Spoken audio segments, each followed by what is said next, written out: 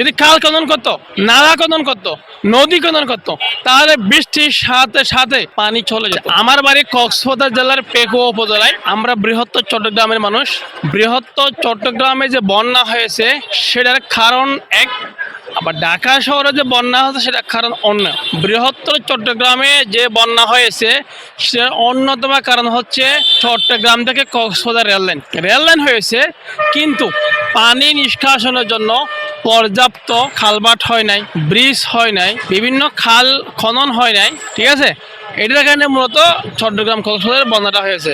এটা শুধু এবারই প্রথম নয়, 2023 সালে যখন আওয়ামী লীগ ক্ষমতায় ছিল তখন একবার বন্যা হয়েছিল। তখনই আওয়ামী লীগের একটি অ্যালার্ট হওয়া উচিত ছিল, কিন্তু আওয়ামী লীগ সেটা অ্যালার্ট হয় নাই। দেখেন, আওয়ামী লীগ গত 17 বছরে বহু রাস্তাঘাট, ব্রিজ, খালবাট করেছে, বহু করেছে, কিন্তু কোথাও দেখছেন খাল খনন করেছে? যদি খাল খনন করতো, নালা খনন করতো, নদী খনন করতো, তাহলে বৃষ্টির সাথে সাথে পানি চলে যেত। আওয়ামী লীগ অনেক কাজ করছে। এই যে মেট্রো রেল আওয়ামী লীগের করা, ফ্লাইওভার, ওভার ব্রিজ, পদ্মা সেতু, চট্টগ্রামে বহু ফ্লাইওভার করেছে আওয়ামী লীগ, বাট নালা নর্দমা খনন করে নাই, খাল খনন করে নাই, যার কারণে এখন একটু বৃষ্টি হলে বন্যা হয়ে যাচ্ছে। চট্টগ্রামের বন্যা তো আজকে নতুন কোনো কিছু নয়, এটা আগে থেকেই চলমান, কিন্তু প্রতি বছর যেভাবে খাল খনন হওয়ার কথা সেভাবে হচ্ছে না।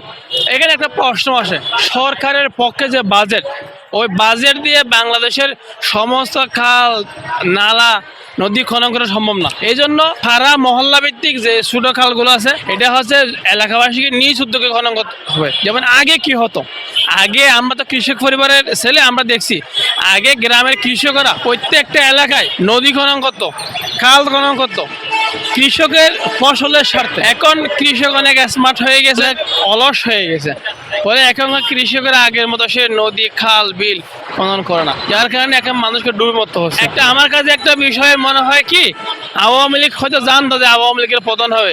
আওয়ামী লীগ এমনভাবে উন্নয়ন করছে যাতে দেশে কোনো কোনো বন্যা হয়, এবং বন্যা হলে মানুষকে নৌকায় উঠতে হয়। এখানে নদী ছিল, খাল ছিল, এই যে খারোয়াম বাজারে নদী ছিল, আজকে অল্প বৃষ্টি হলে খারোয়াম বাজারে পানি জমে যায়, ফার্ম গেটে পানি জমা যায়, কারণ খারোয়াম বাজারে যে খালগুলো ছিল ওগুলো সমস্ত ভরাট করে এখন দোকান করা, মার্কেট করা হয়েছে।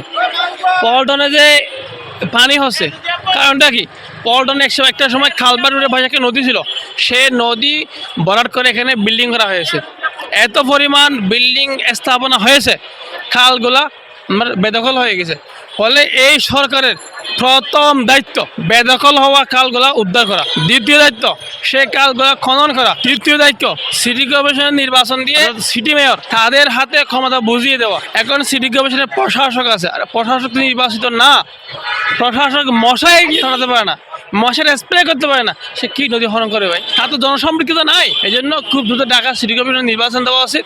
নির্বাচন দেওয়ার পরে সিটি কর্পোরেশনের যারা দায়িত্বে আসবে তারাই খাল খনন করবে, মশার স্প্রে নির্ধারণ করবে, এই যে বিভিন্ন খালবাট আছে পরিষ্কার করবে, না হয় জনগণের সমস্যার সমাধান হবে না।